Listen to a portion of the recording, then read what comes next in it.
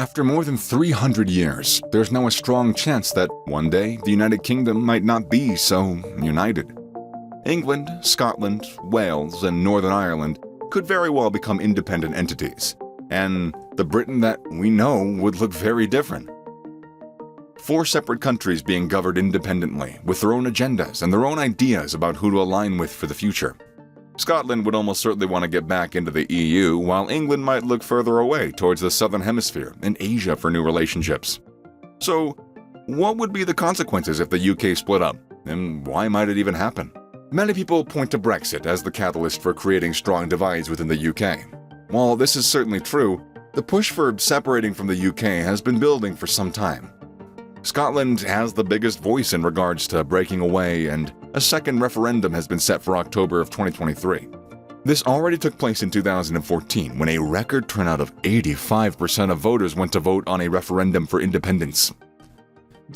On that occasion, 55% voted to stay in the United Kingdom. However, given the upheavals caused by Brexit and COVID-19, the 2023 referendum could be very different. Scotland's independents and supporters want Scotland to be governed by Scots.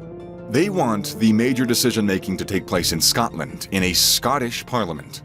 They see this as the only way forward, and they are very keen to break away from the current system of government where policy is ultimately decided in London.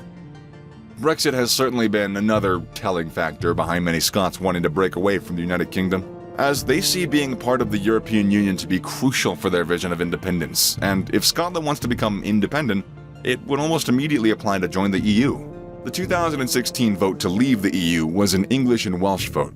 Scotland and Northern Ireland very much wanted to remain, but English's dominant population was determined by the decision. And while the push for independence isn't as vocal in Wales and in Northern Ireland, the notion is certainly supported. In a 2021 survey, over 30% of Welsh said that they would definitely be in favor of some form of independence. Their reasons are similar to those in Scotland: more control. More control of decisions that affect Wales and its people. As for Northern Ireland, it comes down again to what the majority wants. Ever since Ireland was separated in 1921, there's always been a movement from nationalists to unite the country as one republic. Nonetheless, Ulster loyalists in Northern Ireland largely see themselves as British, and they're content to remain in the United Kingdom. Yeah, for now. COVID-19 has been another significant factor in stirring up tensions in the United Kingdom.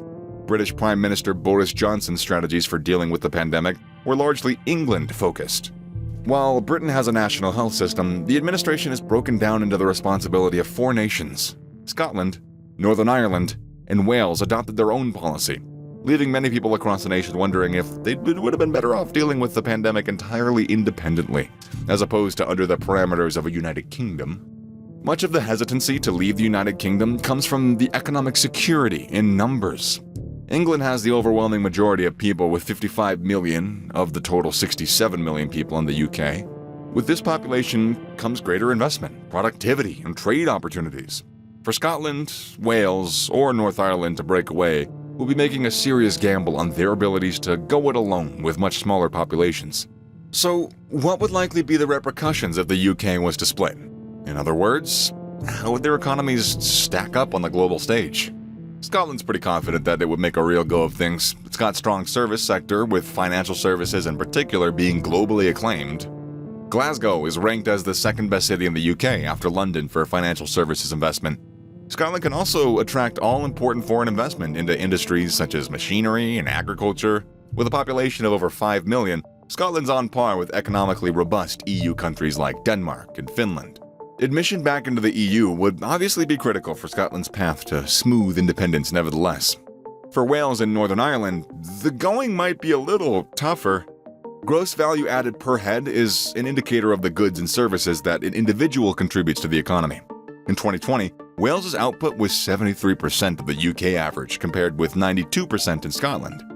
Despite building strong industries in agriculture, renewable energy, and manufacturing, Wales hasn't been able to attract the large-scale foreign investment that's needed for prosperous independence. The lack of overseas investment coupled with low housing prices means that Wales has low tax revenues compared to other United Kingdom countries. In Northern Ireland, the likelihood of a united Ireland is growing stronger. With over half of the Scottish people being in support of independence, the number of Northern Ireland is also starting to rise. A 2021 poll showed that while 47% of people wanted to stick with the United Kingdom, A new high of 42% of people supported independence. Those in favor of remaining in the UK wanted to do so because they saw themselves as British rather than Northern Irish. However, when people in Northern Ireland were asked if they supported a referendum within the next 5 years, 51% said yes. This suggests that many in both Scotland and Northern Ireland might see the breaking up of the United Kingdom as inevitable. For the Scottish, this would mean becoming independent, and for those in Northern Ireland, it would simply mean uniting with Ireland to the south. This would be buoyed by Ireland's high-quality service industries, which have made the economy one of the EU's most dynamic over the past 20 years. Ireland attracts serious overseas investment in areas like pharmaceuticals, technology, medical devices, and financial services. Ireland's GDP of around $420 billion puts it towards the upper echelon of EU economies, along with the likes of Norway and Denmark. If Northern Ireland were to break away from the United Kingdom, it would most likely be pretty comfortably absorbed by Ireland. As for England, these are some interesting times. The population of 56 million is behind only Germany and Russia for countries in the European region. England's services sector is highly developed, with the City of London being one of the world's busiest financial centers. However, the break away from the EU has left England pondering over the best way forward. Prime Minister Johnson has made it clear that he sees a bigger presence in Asia as the next logical step. In 2021, ASEAN countries were invited to join G7 talks for the first time.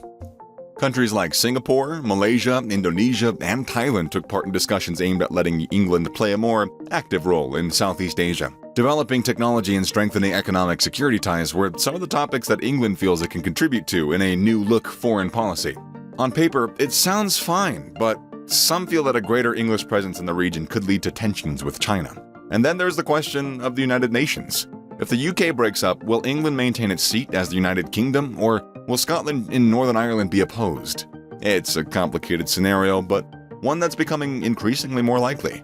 Many are watching Scotland with great interest. If Scotland can break away successfully from the United Kingdom, then others might follow.